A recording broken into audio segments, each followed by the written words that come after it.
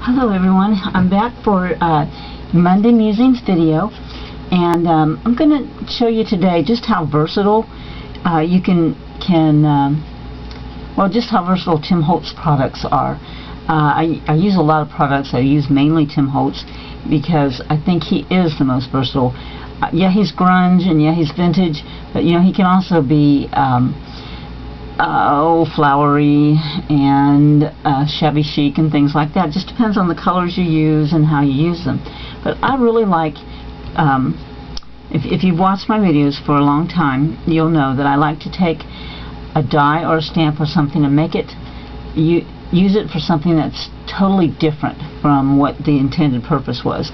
One of my favorite stamp sets is Time Travelers, and I also really like this stamp set, which is Worn Text. So I was trying to think of what I wanted to do my video on today, and I happen to have a Dr. Whovian in the house. Now, for those of you who don't know what that means, that I'm referring to the television series Doctor Who. It's a science fiction series, and it is based on time traveling. So the thing that is the vehicle for time traveling is called TARDIS, and it's T-A-R-D-I-S. It's an anagram, and it is time and relative dimension in space. That's what TARDIS stands for. But anyway, the vehicle for that is a London police box. And what I did is I found one online, and I cut it out, and I printed it out. I grayscaled it, and I printed it out, and it's blue. And so then this is one that I already done. What I did was I took my distress markers. I'm going to show you how I did that. I used chipped sapphire and tumbled glass. I dropped my scissors. And a water brush. So what I did, I wanted to add some dimension, and I also wanted to make it blue, sticking to my thing here with my glue dots on it. So first of all, what I did, I started out with the brush end of my tumbled glass distress marker, and I basically just colored, but without letting it dry. I then came in with my water brush and squeezing lightly, then I softened those lines. You want to be careful not to get blue in your window. So I basically just held the marker in my hand and the water brush in my hand, and then just went over it. You know, I marked on it in a small area, because if you do too big of an area, then it's going to dry on you before you get it smoothed out. So it's just a back and forth, and it kind of gives it a little bit of a watercolor look. Let me set my lids down. Got a little bit out of line there. That doesn't matter because I'm cutting around it. Where it does matter is up here by these windows, and you want to be careful not to leak your blue into there. If you do, and you act quickly, you might be able to pull it back out again with the water brush if you do that before it dries.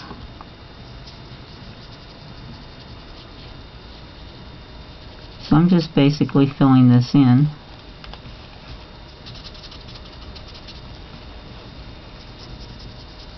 Like this.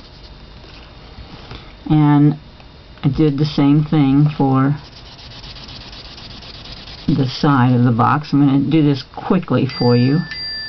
And I did go ahead and put my blue over the place where it says the police box.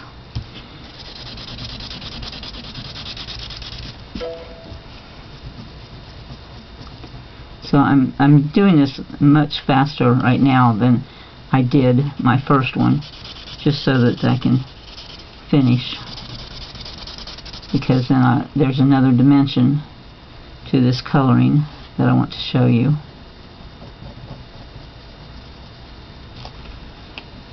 You know, some places will be darker than other places, and that's fine, because this is an old police box and it's worn in some places more than others.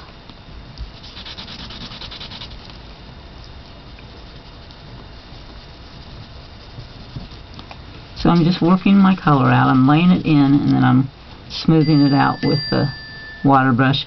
Sometimes I need to squeeze on the water brush if the only time I need to do that is if I'm put this in too big of a section and then it dries before I get to it. But the water flowing from the brush is sufficient if you just work in small sections without having to squeeze it. Okay, so we're covered, and I'm going to put the lid back on that one. Then I'm going to come in here with the chipped sapphire, and I'm going to, whoa, my goodness, that was not planned. Oops. Put that back together. Wow. Guess that can happen. Okay, so I'm moving to my fine point, and now I'm going to add some shadows. So I'm coming right up here, any place where there's a dark line, I'm laying down some color, and then I'm going to take my water brush and soften that line. And you have to move a little faster with this fine point, because it is such a fine point, and so you want to get to it before it has a chance to dry. So I'm just putting it in these areas here where it's recessed. Now you see I put 2 lines on there, and this one dried before I got back to it, so I'm going to put it on again. Now I'm going to come around and turn this around the other way, and I'm going to take that water and I'm going to walk it back a little bit, because I don't want a hard line, and I want my darkest shadows to be right here on this edge. Now I'm going to do it on this as well.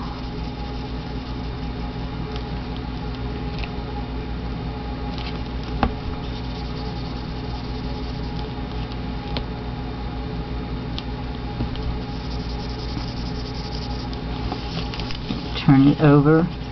I'm going to work it out a little bit. See, notice that when I started where I need to end, then I didn't get as much of a gradation shade, so I pulled it out. Now I'm coming back in and pushing it back, so that it makes a difference how you put it on and in what order.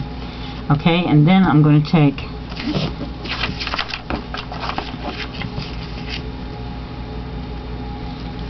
the pen again and coming down and do these lines as well.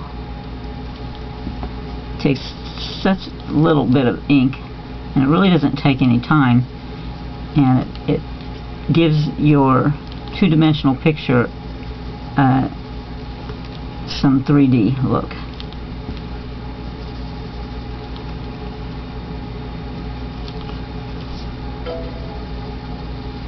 I'm only putting it on the bottom and that one side. Then I'm going to come over here and I'm going to put it on the opposite sides.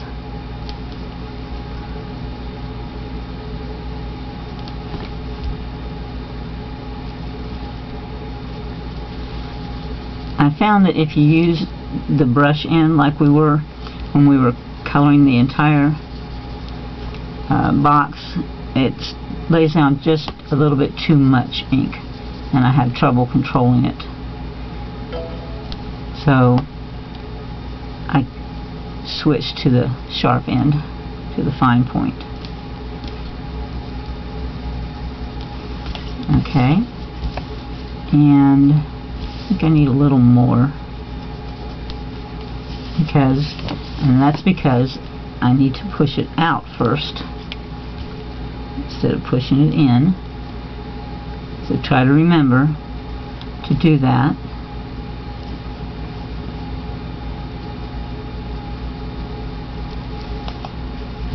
Then I turn it around and with my water brush push that back a little. Seems I have to do the spread first and then the control.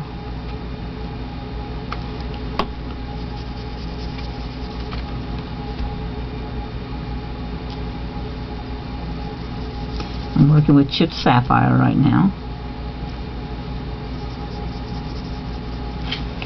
Okay, I'm going to turn it, oops, and work it back in. Okay, and I've got these little bottom lines to do.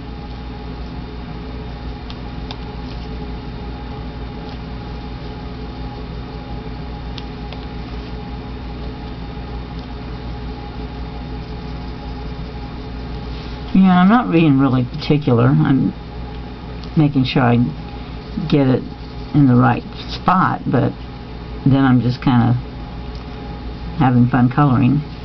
Okay, so that kind of adds some dimension. Now I'm going to take this, I'm going to go back to the brush end, and I'm going to put in a little bit of shadow on the edges. And again, it's okay if you color outside the lines, because we're going to rip it off and distress it.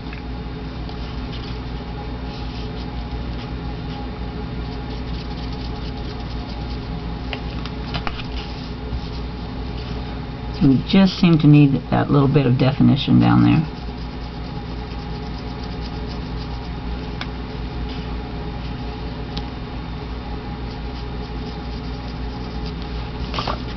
And let's see, let's go right here as well.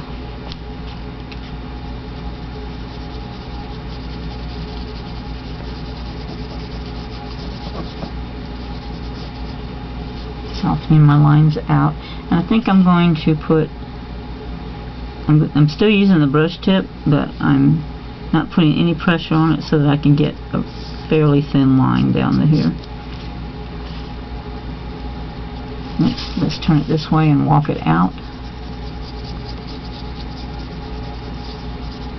and then back so that I can walk it in and get rid of my hard line.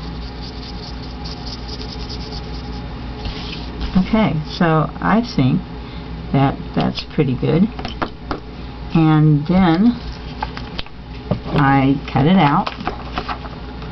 I'm using glossy paper, by the way.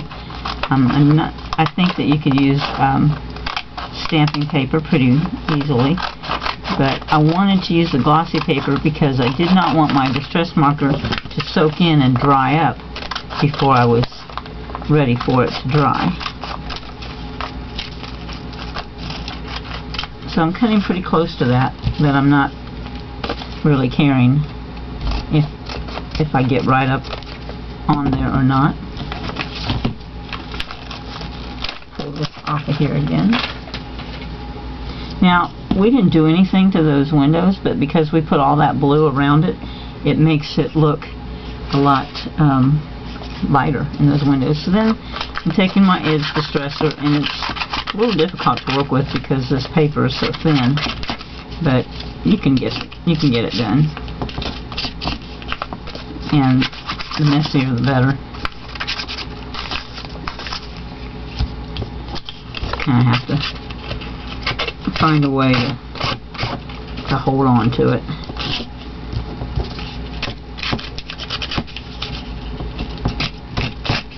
Okay, then I'm taking the chipped sapphire distress ink and I'm going around those rough edges, and I kind of want to make that edge messier, so it's cool if you do.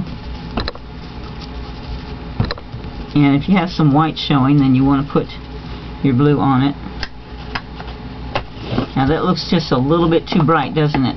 So what I did then is I came back with Vintage Photo Distress ink, inked it up on my applicator, and then went right back over the top of that. And that really, really dulls the brightness of that blue, but without losing the blue. And it gives a nice vintage look to it.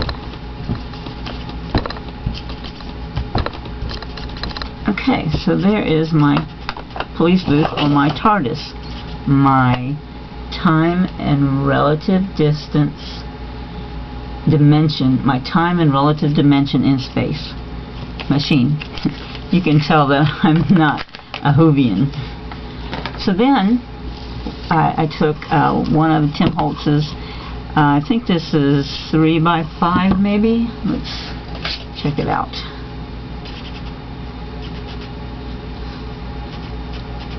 Four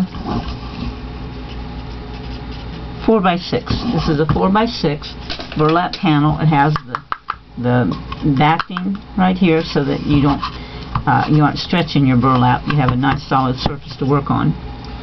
And what I did then was I used glue dots to attach it to the burlap. That seemed to work pretty well. I think you could use some liquid adhesive, but it would probably soak into the burlap, so I think I'm going to stick with the glue dots for now. So I'm just going to put some, let's find out where I'm started here. Just going to go ahead and put some on each corner and one in the middle.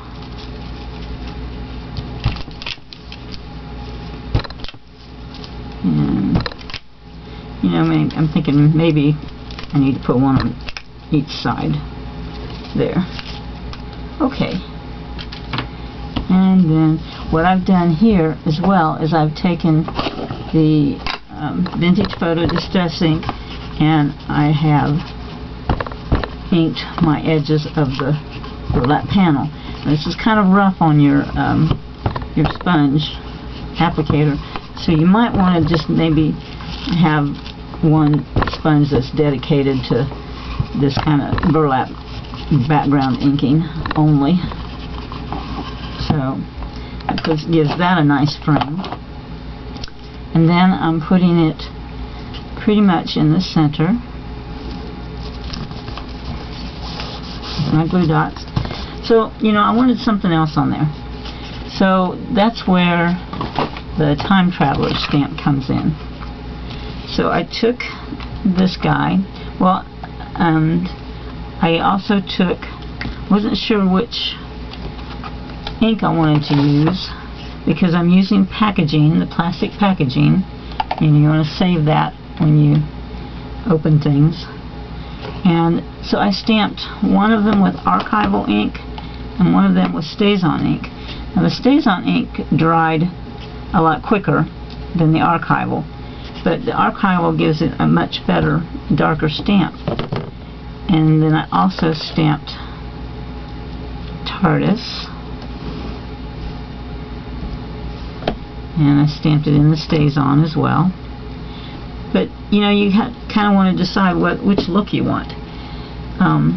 What I also did to test was I stamped just a D. I used the D because it's got a lot of surface area on some other pieces of packaging, and then I sat for a while, and this one dried within about maybe 20 minutes, the StazOn, and the archival took a lot longer to dry, and it still is maybe just a little bit sticky. But this has been drying about 40 minutes, so I would say if you use the archival ink, give it an hour to dry, just to be sure. So now mine's dry after about, I think it's been about 40 minutes, and it's dry enough to use. And I'm going to turn over the one and use the back side of it so that I don't have to worry about scraping the ink off. But for the TARDIS, now I have to use the front side because it's a word. So that's what I use the worn letters for. So if what I wanted to do is I wanted to have this transparent over the top of the TARDIS booth.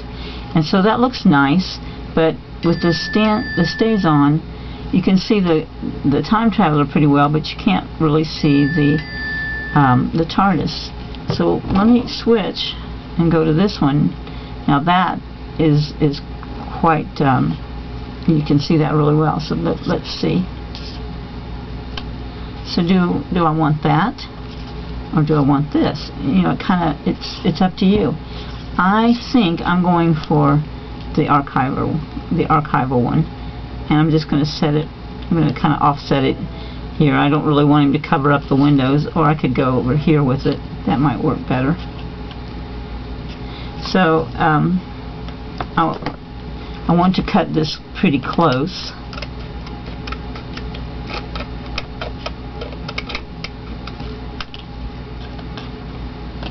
So then comes the problem of how to attach this as well.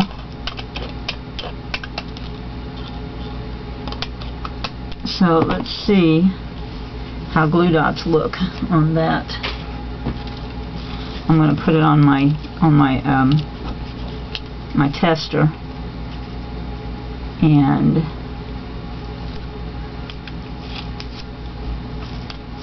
let's see how well that sticks on and if you can see through it. I think that glue dot's going to work out really well, because I really can't see it, and it sticks to the burlap pretty well. So I've trimmed this really close, and I'm going to turn it over, and it's kind of nice because the rough side where the ink is going to be turned up because of the words, but it allows me to put my glue dots on the smooth side without taking the chance on pulling up some of the ink with the glue dot. So that's kind of a bonus. So I'm going to put this, I don't know, would you rather it be up here and this down here? Yeah, let's do it that way. So I'm going to push down there. Now I'm going to, now this time, because I turned him over, I'll be putting glue dots right on the surface of the ink. But it's dried sufficiently that I think it's going to be okay. It's not going to pull the glue dot is not going to pull the ink off. So I'm going to make sure that I get plenty of dots on him. Let's put one more up there.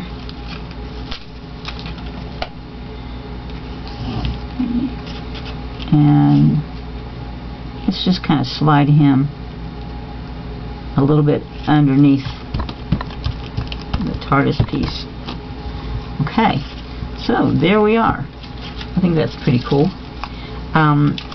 You can add some metal embellishments to it, and I'm going to get into my stash and see what I want to put on there. Probably a compass with a spinner. I think that would work really good, and then I'll take a picture of the finished piece. So if you have any Doctor Who fans in your household or in your friends, this would make a really nice quick gift for them. This coming weekend I am going to be directing a retreat, a 3-day retreat that lasts through Monday mid-morning. So I won't be able to bring you a new live video, but what I will do is I will repost, well, I'll post one of my painting videos that I use to teach painting online, so just so that there will be something to watch. It'll be something you haven't seen before, and those of you who aren't painters might not be interested, but maybe maybe you can get something from it for as far as color, use of color and use of intensity and some things like that. So I hope you have a really great week, and I'll talk to you again soon. Bye.